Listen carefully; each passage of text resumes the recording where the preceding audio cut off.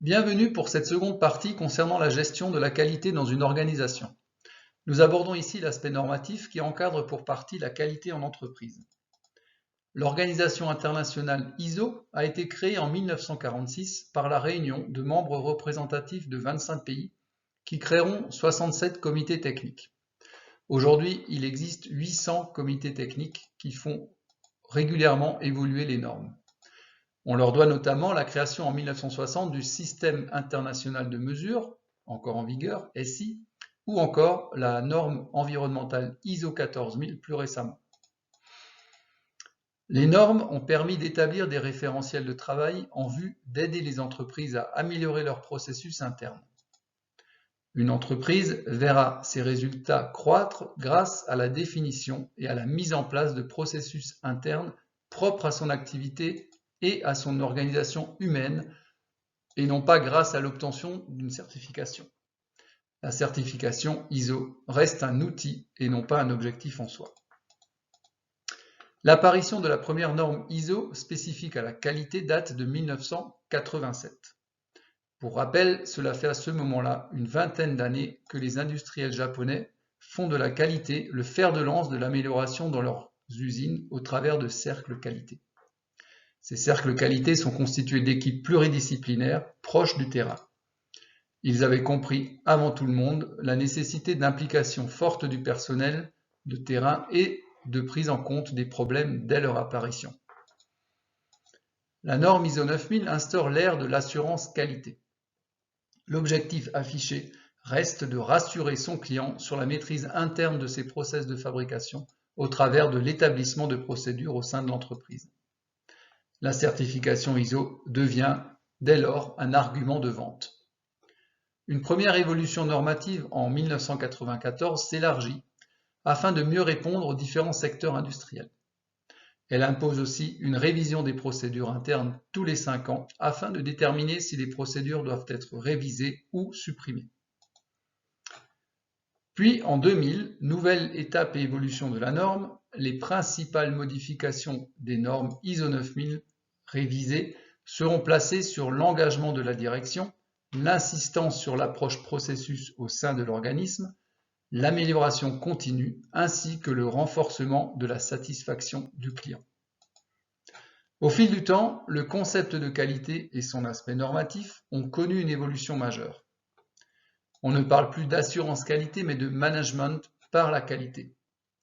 L'entreprise doit comprendre les besoins présents et futurs de leurs clients et satisfaire leurs exigences. Je vais vous présenter maintenant quelques principes généraux liés à la qualité. Le premier principe concerne l'écoute du client. En effet, satisfaire le client nécessite de capter ses attentes et ses besoins.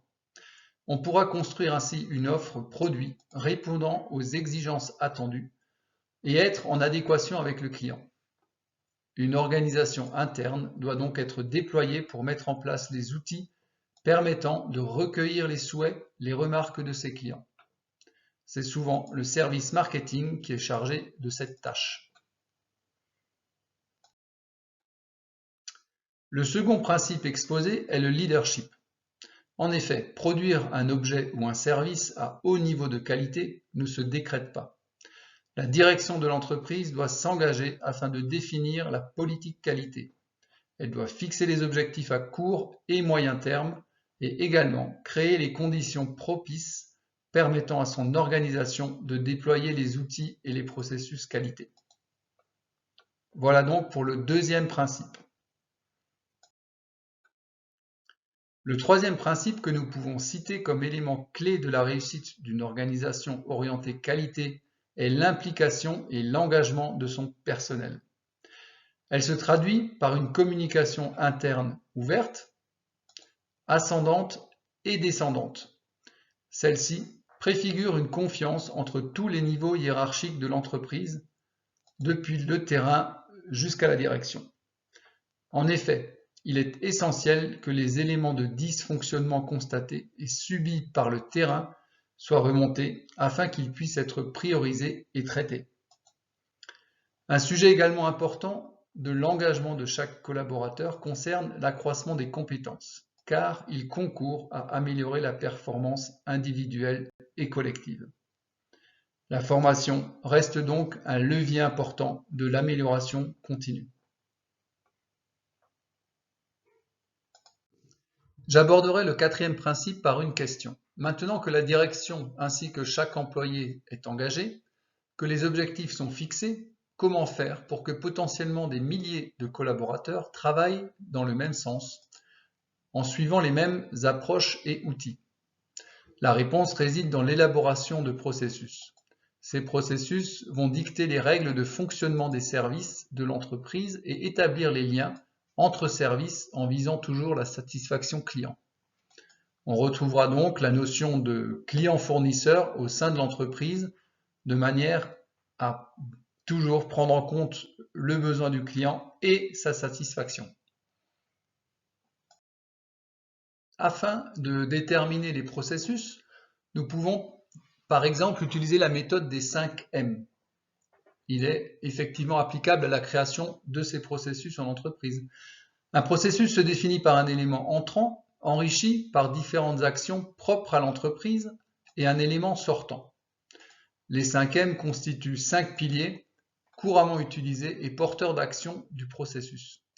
On trouve l'aspect matière, l'aspect main-d'œuvre, les moyens, donc les équipements, le matériel engagé, les méthodes, ainsi que le milieu.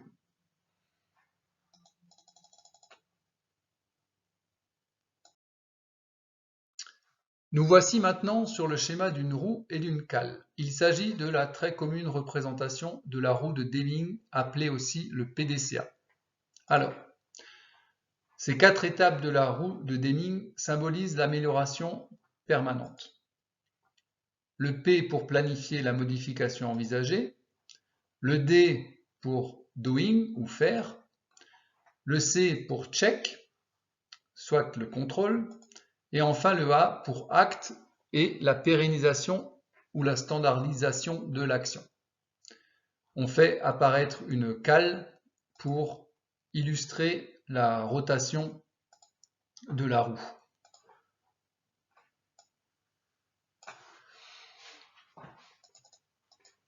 Ces 4 étapes symbolisent donc l'amélioration permanente. Les bases d'une prise de décision efficace et réfléchie s'établissent à partir de données précises, complètes et fiables. Il s'agit donc d'être en capacité de mesurer. La mesure est un élément clé de la chaîne de valeur de l'entreprise et elle est au fondement de la gestion de la qualité. Le dernier principe que l'on abordera dans ce chapitre concerne la qualité des relations entre les clients et les fournisseurs. Les relations gagnant-gagnant permettent d'établir des liens de confiance entre les entreprises appartenant à la chaîne de valeur globale. On peut citer l'exemple de l'aéronautique. La construction d'un avion nécessite l'assemblage de milliers de pièces issues de centaines d'entreprises. Le sens de la relation de confiance entre entreprises prend donc tout son sens dans cet exemple, dans lequel toutes les parties vont travailler collectivement à créer de la valeur. Je rappelle dans ce slide les différents principes que nous venons d'évoquer qui constituent les axes de travail majeurs du management de la qualité. Je les cite à nouveau.